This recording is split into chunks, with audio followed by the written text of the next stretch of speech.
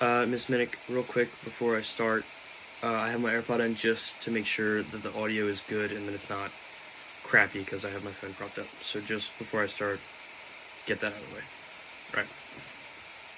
Hello, my name is Landon Myers, and just like everybody, I look up to many people to help guide me and to be a role model. There are a few things that I really look for whenever I'm looking up to somebody or I'm looking for somebody to guide me. This person needs to be very accomplished, have a lot of goals. It gives me something to chase. If they have success, it makes me want to have success. It makes me want to chase something. Because even though I may never reach that goal, I can always chase it. And that always is a great thing to look up to.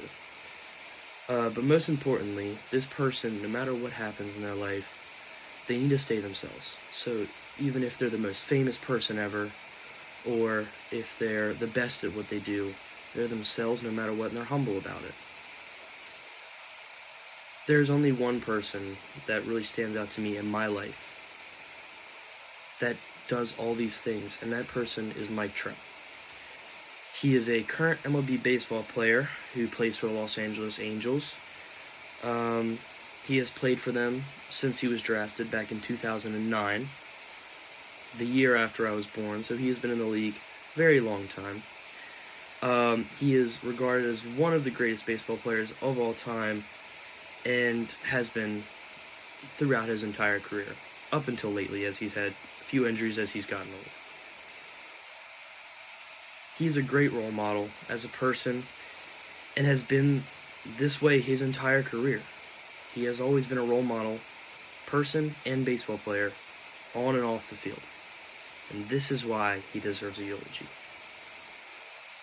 Now you might be asking, how did his early life go? How did it affect who he was? Mike was born in a small town of Vineland, New Jersey, and would grow up in Millville. His father, Jeff Trout, was drafted to the Minnesota Twins in the 5th round, so pretty late, of the 1983 MLB draft, and would play only 4 years in the minor leagues until he got hurt, which would end his career. But this wouldn't stop Mike. He would follow in his father's footsteps and would start his career at Cal Ripken Baseball, which is a part of a Babe Ruth league, and he would continue his career through high school, where he would dual sport basketball and baseball, which he was amazing in both and rated very highly in both, but a little higher in baseball. He would shine there at the greatest. And in his senior year, he would hit 18 home runs and would commit to playing baseball at the University of East Carolina. Mike would be a high pick in the 2009 draft, as I stated earlier. He would go 25th overall. Now, there are a lot of drafts in baseball, a lot more than football or any other sport out there that Americans are very comfortable with. There are a lot of rounds and a lot of people drafted, so this is very early, which is a great milestone for somebody such low stats, came from such a small place. It does not happen often. Now, like I said earlier, he's a great player, but he's also great off the field. But is he that great off the field to deserve a eulogy? The simple answer to that is yes. But it goes much deeper than that. Mike is a role model off the field where he meets many fans who are disabled or terminally ill. I remember a video I watched a little while ago of Mike, who is beginning of the season, so he is in the middle of his, as we would call, busy season, and he is in the middle of a practice doing his drills, and a terminally ill kid walks out on the field. He drops what he is doing and makes sure that that kid has the best experience of his life. Now that is something that an amazing person does, and does not happen often, because there are many celebrities and many professional sports players who disregard people and how they feel. Mike is not one of them. He also loves his hometown. He often visits his hometown very often, and he gets lunch at a local place that he's been going to since he was a kid called Jim's Lunch, where he's still great friends with the owners and the locals that are around.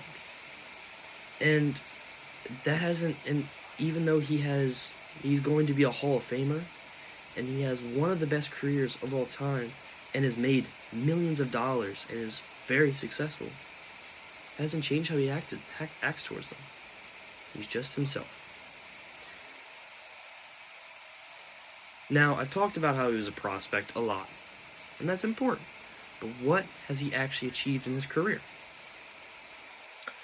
Since he started, well, he became a starter in 2012, so a few years after he was drafted, Mike Trout has been an 11-time MLB All-Star,